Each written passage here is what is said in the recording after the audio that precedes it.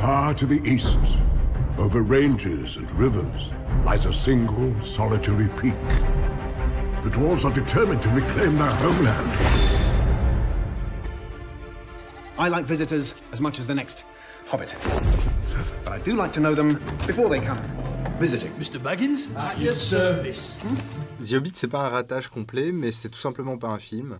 C'est-à-dire qu'on sent, on sent vraiment à quel point Peter Jackson a été obsédé par la prélogie Star Wars, à quel point il sait ce qu'il doit éviter. C'est-à-dire qu'il sait qu'il a, avec la première franchise du Seigneur des Anneaux, il a été l'auteur d'un des moments forts de la culture populaire des années 2000, et ce moment fort, il doit le préserver.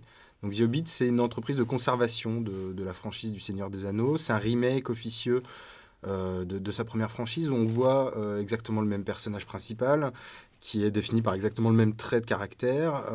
Et donc tout le film va être comme ça une sorte de visite guidée dans la franchise du Seigneur des Anneaux. So, this is the Hobbit.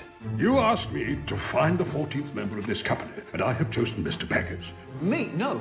Hobbits can pass unseen by most if they choose, which gives us a distinct advantage. We will seize this chance to take back Erebor! Here, Mr. Bilbo! Where are you off to? I'm going on an adventure! Juste d'un point de vue marketing, c'est vraiment une très bonne idée, parce qu'il s'adresse à un public qui n'a pas nécessairement vu la première franchise, mais ça ne crée pas beaucoup de cinéma. Why don't we have a game of riddles? And if it loses, what then?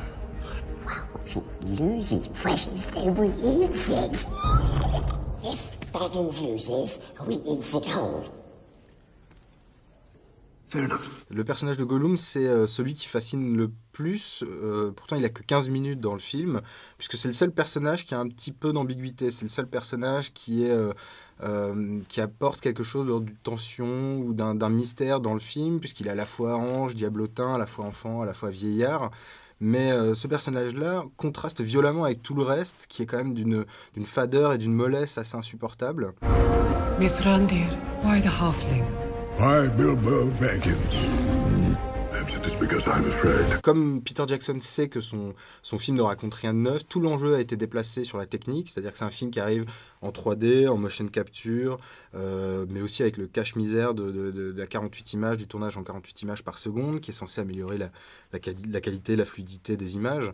Or tout ça, c'est vraiment qu'un cache-misère, c'est-à-dire que le film ne se renouvelle que sur cet aspect de la technique. On a l'impression d'aller à un inventaire de ce que peut Hollywood aujourd'hui. C'est pas nécessairement très intéressant. Well, that could have been worse.